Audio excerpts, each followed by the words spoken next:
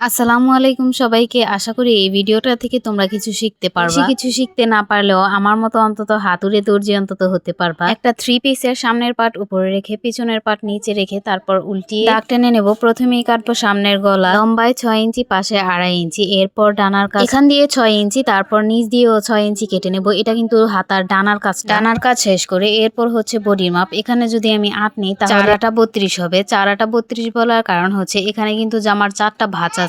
তার এখান থেকে 14 ইঞ্চি নিয়ে নেব। এটা হচ্ছে কোমরের জন্য। এরপর হচ্ছে পেটের বডি আর কোমরের যে মাপটা নেওয়া হবে 8 অথবা 9 অথবা 10, তার থেকে 1 বা 1.5 ইঞ্চি কম নিলেই হবে। ভেতরের দাগটা হচ্ছে সেলাই করার জন্য আর বাইরের দাগটা হচ্ছে এইখান পর্যন্ত কাট। এখন হচ্ছে কাটাকাটির অংশ। প্রথমে সাইড কাটা হবে, এরপর হচ্ছে গলা, কারণ গলা সামনের পাটও কাটা হবে, পিছনের পাটও কাটা হবে। গলা কাটার সময় কিন্তু আলাদা করে কাটতে হবে, কারণ সামনের গলা একরকম থাকবে, পেছনের গলা আরেক রকম থাকবে। সামনের গলা কেটে নিচ্ছি, এটাকে কিন্তু পান গলা বলে। এই কাজগুলো কিন্তু আহামরি কোনো কঠিন কাজ না, একটু চেষ্টা করলেই পারা যাবে। নরমাল জামাগুলোতে অত ডিজাইনের প্রয়োজন হয় না। তোমরা যদি নিজেদের জামা নিজেরা বানাতে চাও তাহলে কোন রকম গোলগলা দিয়ে বানিয়ে দেখতে পারো। আমি প্রথমে গোলগলা দিয়ে টেস্ট করছি, এখন পর্যন্ত গোলগলার মধ্যেই আছে, কারণ আর কিছু পারি না আর কাটার সাহসও করি না। এখন হচ্ছে গলার কাপড় কাটবো। ডানা কাটার সময় সাইডে যে কাপড়গুলো বাড়তি থাকে ওই কাপড় থেকেই গলার কাপড় কাটা হয়। এই জামা কাটার আসল ঝামেলাটাই হচ্ছে গলা। এখন হচ্ছে হাতার কাজ। লম্বায় হচ্ছে 17, পাশে হচ্ছে 9, তারপর 3 3 করে আমরা দাগ কেটে নেব। কিন্তু চাইলে এক কাজ করতে পারো, পুরোনো জামার যে মাপগুলো আছে সেই মাপগুলো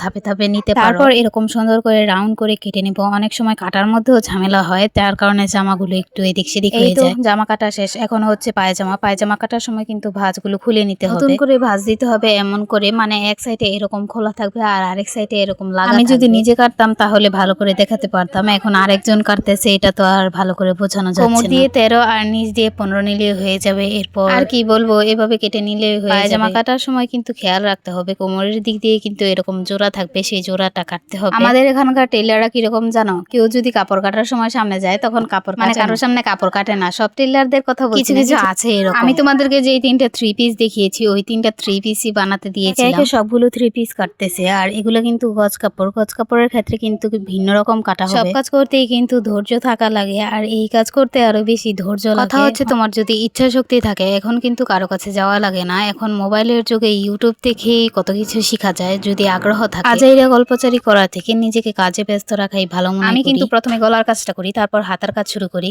আর ভাবি প্রথমে গলার কাজ করে তারপর ডানার মানে সাইডের কাজগুলো মানে এক একজন এক এক রকম ভাবে সেলাই করে। এটা কোনো বিষয় না, জামা পরতে পারলেই হয়। বানানোর সময় একটু ঢিলাঢালি পরাই ভালো, কারণ এখন তো যে রেডিমেড জামাগুলো আছে ওইগুলো তো ঢিলাই হয়, আর ওইগুলো কি পরা যায় না। তো আমি যদি বানাইতাম তাহলে খুব সুন্দর করে তোমাদেরকে বোঝাতে পারতাম, এখন তো আর সেটা হইলো না। তো আজকে এই পর্যন্ত, আল্লাহ হাফেজ, সবাইকে ভালো।